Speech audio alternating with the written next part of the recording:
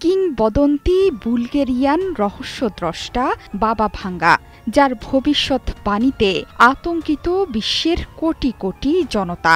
মানুষ কেনই বা আতঙ্কিত হবে না? এর মধ্যেই তার বহু পূর্বাভাস অনেকাংশে সত্যি প্রমাণিত হয়েছে। এবার তার ভবিষ্যৎবাণীর সঙ্গে মিলে যাচ্ছে এক চাঞ্চল্যকর মহাজাগতিক পর্যবেক্ষণ। বাবা ভাঙ্গার ভবিষ্যৎবাণী সত্যি হলে নভেম্বরেই পৃথিবীতে আক্রমণ করবে এলিয়েন স্পেসক্রাফট। এই ঘটনা নিয়ে এখন হাড়হিম বিজ্ঞানীদের, কারণ এর মাধ্যমে সম্ভবত বিশ্বব্যাপী সংকট এবং সর্বনাশের শুরুর শঙ্কা তৈরি হয়েছে। এক প্রতিবেদনে বলছে নিউ ইয়র্ক পোস্ট এবং সাউথ ওয়েস্ট নিউজ সার্ভিস।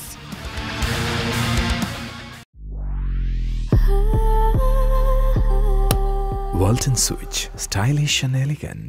বাবা ভাঙ্গা বলেছিলেন ২০২৫ সালে মানবজাতির সঙ্গে প্রথমবারের মতো দেখা হবে ভিনগ্রহী তথা এলিয়েনদের। এ নিয়ে যখন আতঙ্ক ছড়াচ্ছে, ঠিক তখনই আগুনে ঘি ঢেলেছে একটি বৈজ্ঞানিক প্রতিবেদন। বাবা ভাঙ্গার ভবিষ্যৎবাণীর সঙ্গে মিলে যাচ্ছে মহাজাগতিক পর্যবেক্ষণও। বিজ্ঞানীদের গবেষণায় উঠে এসেছে সেই যোগাযোগ হয়তো খুব দ্রুতই ঘটতে যাচ্ছে।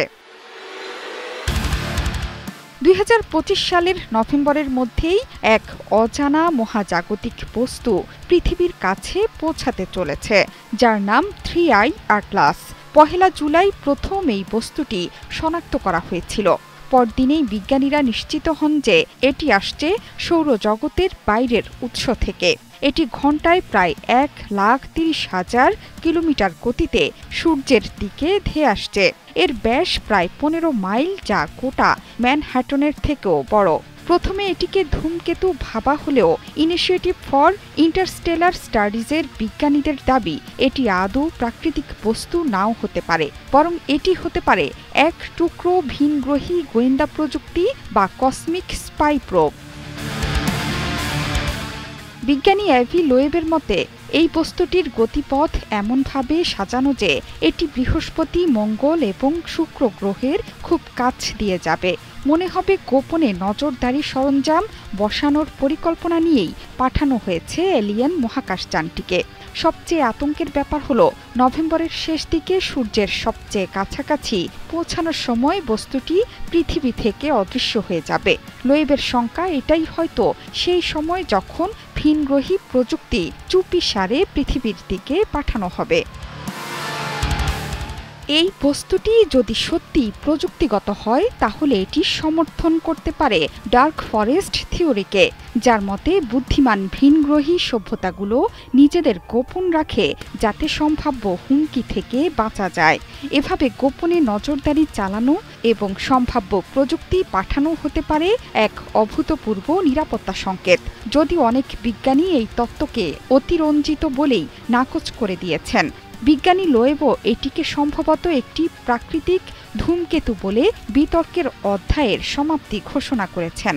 আর যদি এটি সত্যি কোনো শত্রুতামূলক ভিনগ্রহী অভিযানের অংশ হয়, তবে মানবজাতির ভবিষ্যৎ এক ভয়াবহ মোড় নিতে পারে। নভেম্বরের ঘটনার জন্য অপেক্ষায় বিশ্বের বিজ্ঞানী, গবেষক এবং সাধারণ মানুষ।